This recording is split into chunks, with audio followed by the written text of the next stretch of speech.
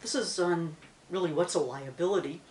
And in my notes, and the book will give you a very formal definition that FASB came up with of what's a liability. I'm just going to hit a few of the high points. It's a probable future sacrifice of economic benefits. Okay, you're going to have to write a check or give something else of value up. And it's probable. It doesn't have to be absolutely certain. In other words, if you have received a bill and you've got to pay it, you have an invoice, that's pretty certain. You know, that's one type of liability.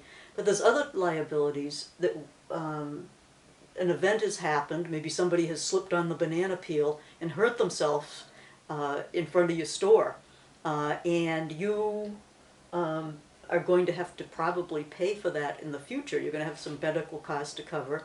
You don't know for sure if that's going to happen, but if it's probable, okay, probable future sacrifices, and you can predict the amount, you're going to book that as a liability, even though you don't have an invoice for it yet.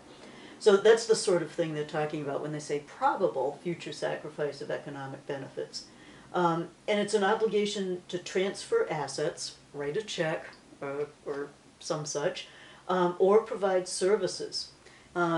Provide services, that would be where you started out with an unearned revenue. So in other words, sometime in the past you got cash for a job that you hadn't completed yet.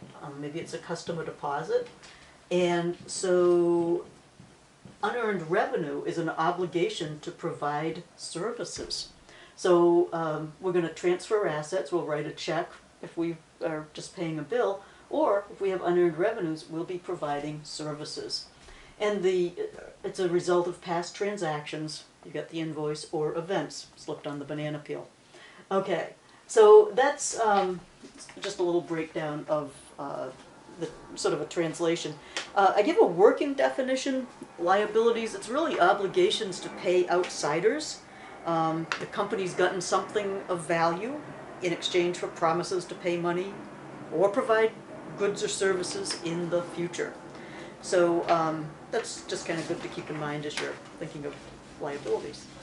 Okay, current liabilities, we're going to pay these off in the current accounting period, and that would usually be within 1 year, or the accounting cycle, whichever is longer. If you're building submarines, it's probably your accounting cycle is a little bit more than a year.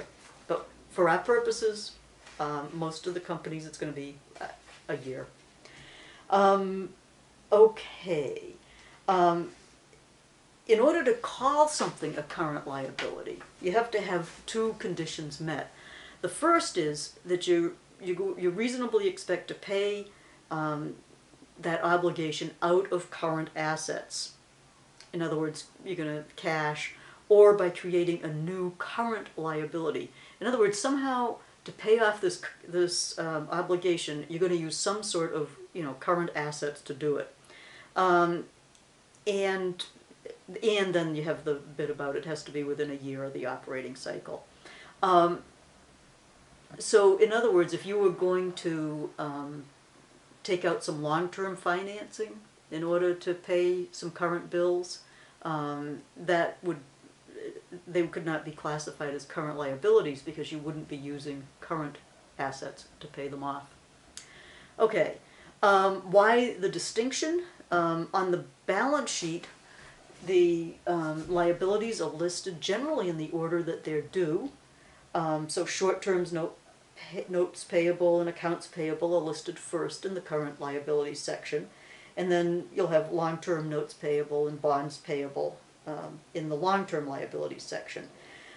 It's important to people analyzing financial statements because they'll look at things like the current ratio, which compares how many current assets you have to your current liabilities. And this answers the question, do you have sort of enough current assets, say your current assets were 200, to pay off your current liabilities?